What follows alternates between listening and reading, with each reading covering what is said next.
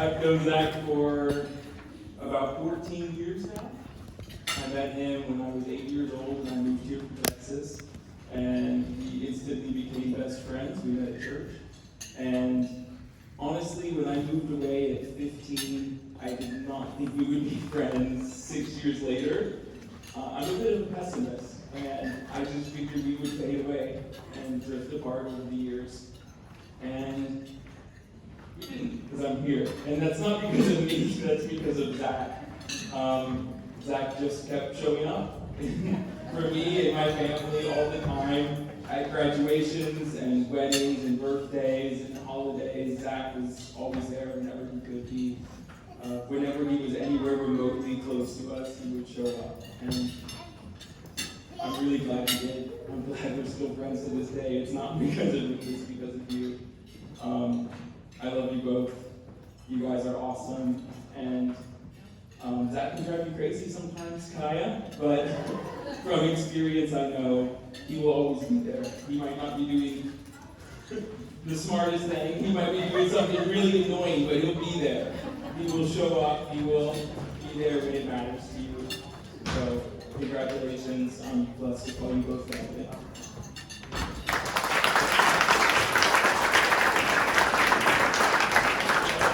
Thank you for that, Sloan. That was a fun mixed bag of memories. And Oh yeah, I didn't plan that. I know, that was great. Next, we'd like to bring up Micaiah's maid of honor. This is Jessica Croy. Give her a warm welcome, please.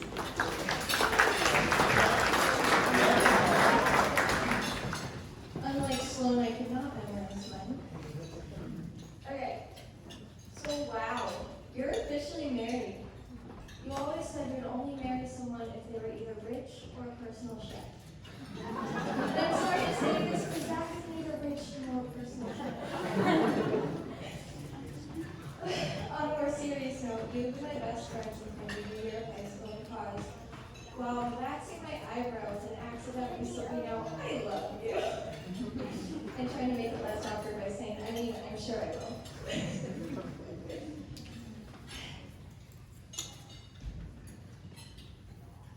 I've gotten the privilege to watch you grow and evolve into who you are today, and if we knew where we were today, we would not have believed it. I love getting to see you so happy and that you get to share your life with Zach, but I've also had the privilege of being close to you for a good couple of years now. Who knew that the girl that you jokingly called your wifey would now be the person you married? Knowing you both and seeing how you both have come together and grown as individuals has been an adventure. I've gotten to see you grow in your faith together, and I hope that you will continue to seek the Lord with each other and always encourage each other. I'm so happy for both of you, and I love you both so dearly. Congratulations.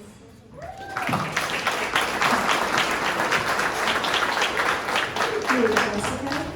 Great speeches so far from Sloan and Jessica. So Leah Nesh is coming up. Thank you so much. It's not as long as it is. Hi everyone, my name is Leanne, and I'm a bridesmaid. I don't even know where to begin talking about how much I love and care for Micaiah. And at the end of this, I know I'm going to remember all the names I missed, because there are so many great memories and stories that I want to share. But I'll start by stating the obvious. She is the most down-to-earth, loving, thoughtful, caring friend I've ever had. If you know her at all, you know this is true. She listens with her full attention, making you feel heard, cared for, and never judged.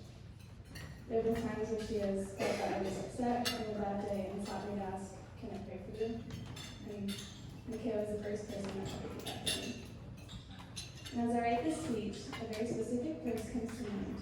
And although it's used a lot of times between man and wife, it perfectly describes Micaiah and many of her relationships. The verse is 1 Corinthians 13, 4-7. And I've chosen to replace the word love with equal to me. Micaiah is patient. She is kind. She does not envy. She does not boast. She is not proud. She does not dishonor others. She is not self-seeking. She is not easily angry. She keeps no records of wrong. She does not delight in evil, but rejoices with the truth. And she always protects, always trusts, always hopes, and always perseveres. to see this biblical kind of love in my friendship with Micaiah, and I know she will display it in her marriage with Zach as well. Thank you for all these years of friendship. I have enjoyed all of our laughs, cries, silly moments together, and staying late at the salon to do each other's hair afterwards. You are truly a soul sister, and I love you so much. I cannot wait to see the life you and Zach build together. And Zach, I'm so thankful God placed you in Micaiah's life. I was beginning to worry because she had once convinced me that she would never, ever get married. I'm glad you were the person to talk her out of that because I can see how happy she is in her relationship with you. Treat her well and she will do the same. She will love you and honor you for the rest of her life. And a word of advice, always remind her how beautiful she is and how much she means to you. Because she is a woman and she will do it from time to time. I pray that you both have a lifetime full of happiness. I know that everyone in this room loves and supports you both so much and will help you in times of trouble. To the happy couple, congratulations.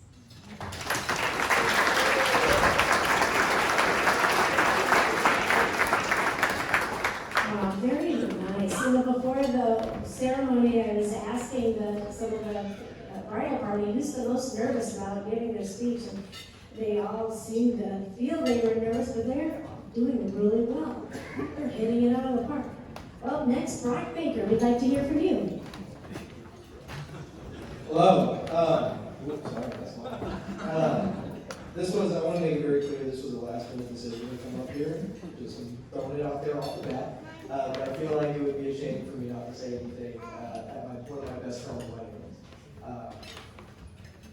Sorry. That's all right.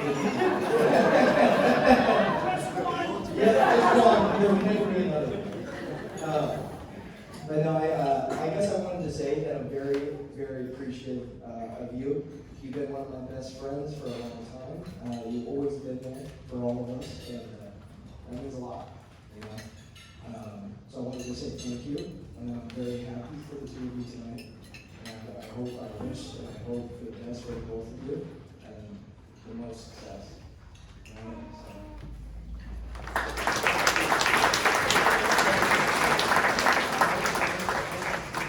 Well, for impromptu, you did really great, didn't you? All right, folks, go ahead and take a little breather, take a walk, powder your nose. We are going to be opening up the dance floor in just a few minutes, and the first dance will be the daddy-daughter dance. What? Oh, my sister wants to have a word with the microphone. Oh, Heath? Oh, father of the bride. Come on in, Heath. Hello, brother-in-law. Good to see you. Let's get here where everybody can see it. This is the best. It's the few people that have to go like this. Okay. All right. Well, I'm glad she remembered me because I have a few things I'd like to say about her. And I don't think my brothers have ever preached me or heard me preach a sermon when I was a pastor. Once? That's all I needed. Got you straightened out. Dave did a good job, so I'll skip the sermon. So Nancy and I would like to thank everybody for coming here to this wonderful occasion when we get to transfer all worry and responsibility now to Zach. And Zach, I'm always here to offer encouragement and support for you as you work with Micaiah.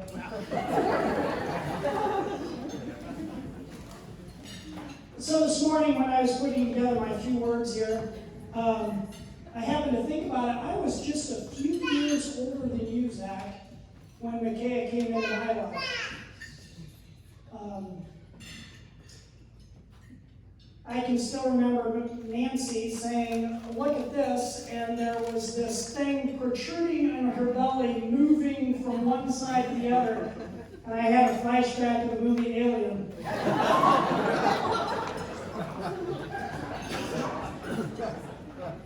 I think the place where it really dawned on me, the reality of fatherhood, though, was shortly after Micaiah was born. A new type of emotion overcame me that I never knew I would have. I let left Nancy in the hospital room there and went to check on Micaiah in the birthing, or in the nursery area. And I was looking around at all these almost beautiful kids. And then I saw the beautiful one underneath the lamp screaming and crying. And there was this emotion that came over me that I was going to go have a few words with those nurses about taking care of my daughter. And that was an experience as a father I'll never forget, that just came over me.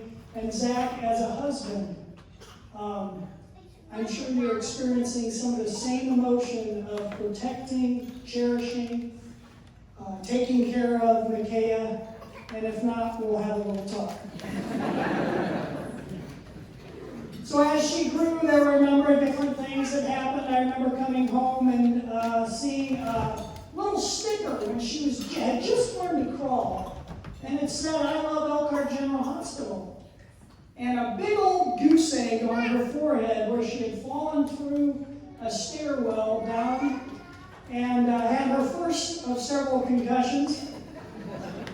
And Zach, I've understood you have a few concussions in your history as well. You guys will get things figured out eventually. As she grew, her personality began to develop and brings a lot of life to our family, a lot of joy, laughter, curiosity, energy, noise. When she moved, we moved 2 years ago, and we didn't have a bedroom for her, so she had to stay at my mom's house. And it became so quiet in our home until she would return and visit. But amongst the joy, laughter, and energy, there also developed this independent stubbornness, which we would find ourselves working with in parenting her for many years. She likes things her way. I remember with the boys, I was playing tractors, teaching them with toy tractors how to farm, and I took a break, I had to get something, I'd come back. She had all the big tractors on their sides and the little tractors nursing from the big ones. She likes things her way. As time progressed, she became more and more independent. About 11 years old, I think, was when Nancy and I had a real dilemma in seeing the strong independence that she had. We chose not to break that independence, not to break that stubbornness, but point it in the right direction. And we've been very proud that you've always sought God in everything that you do. With all the joy and love, there was also times of hearing her slam the door and say behind that door, "I hate my parents, I hate my dad." But we continue to delight in that you continue to focus on the Lord. The teen years came. Don't worry, guys, this isn't all writing on this thing. The teen years came, and I remember coupling up and there's two gentlemen back there who are also fathers of two of these other ladies up here. And I remember that we were paired together to keep these girls all straight. And none of us wanted to be the one to cave in and say okay to a two-piece swimsuit. Well, one day she must have decided it was time, and she came home and came out with the skimpiest suit I have ever seen in my life. I cannot get that image out of my mind. But I decided it was time to help her pick out an appropriate two-piece suit. Then came driving years. I remember her trying to learn to drive. I thought I'd start her out on steering the tractor, and she ripped the gate off from the pasture. Then we tried the gator, and she sideswiped the mailbox. Then it was driver's ed, and we were going down 33 out there by Walmart, 4-lane road, pulling into the left lane and get ready to turn. And she says, "What do I do?" I said, "Well, you pull over there and get ready to turn." She says, "Well, what do I do?" I said, "What do you mean?" She says, "Well, these lights, these red, green, yellow lights, what do I do?" I did not expect that.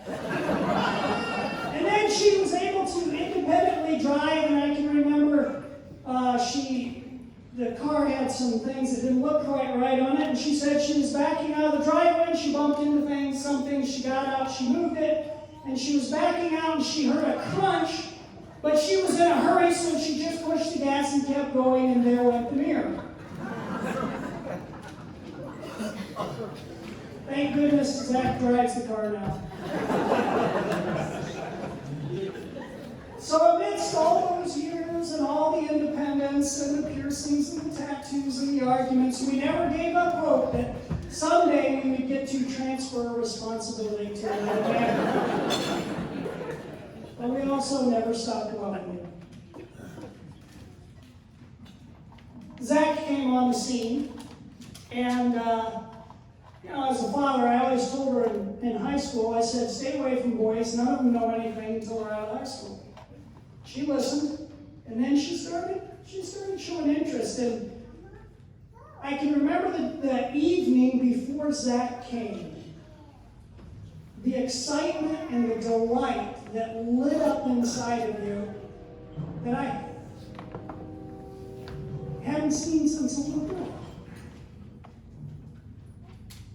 And there was something inside of me that said, there's a closing of one volume of a book, and a whole new book going to be coming open. And I thought, either this is the guy, or he will break her heart tremendously. Thankfully, we found he is the guy. But that first, I think it was 3 or 4 days you were there, I wasn't quite sure about this guy. I was thinking, how do I intimidate? I had never seen him. I didn't know what he looked like or anything. And she hadn't really been bringing any guys around. I'm thinking, well, how am I going to intimidate this guy so he knows you don't mess with my daughter? When he walked in the door and I saw those arms, and that sleeve tattoo, I thought I better come up with different plans. He was too nice. Too nice. I'm a psychologist, by the way. I don't know, not everyone knows that. But Zach was too nice. I knew he was a con man. He just had one thing in mind. Army guys are not that nice. They can't. But after a while, I found out he really is that nice. And I am very proud to have him as part of our family.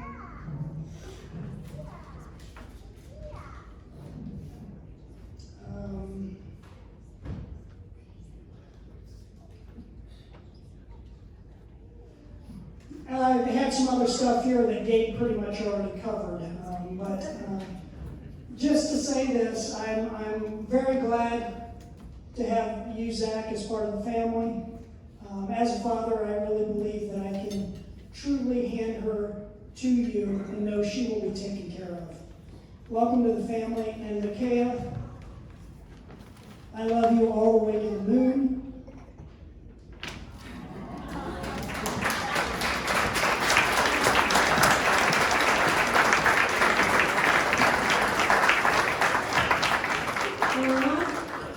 He did neglect to mention that the two-piece swimsuit he picked out for her was a one-piece swimsuit with a matching bathrobe.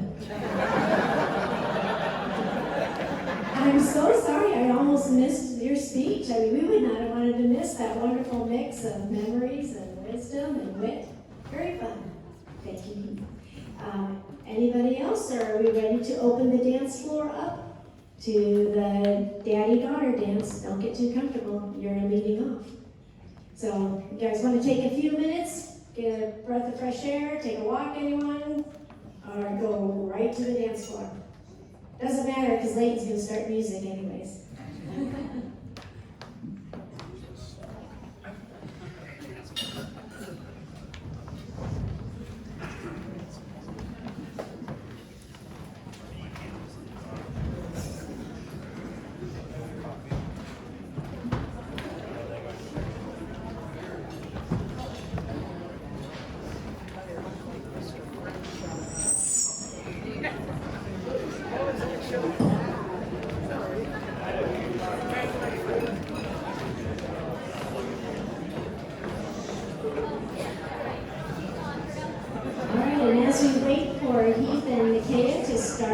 Dances. Please know that anyone who has a song request, just come right up here and let Layton know.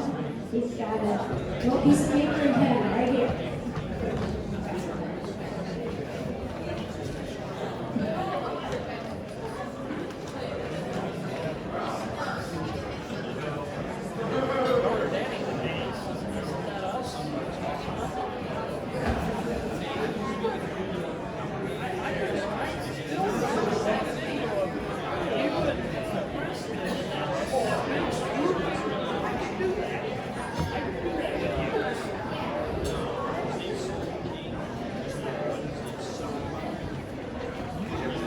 Someone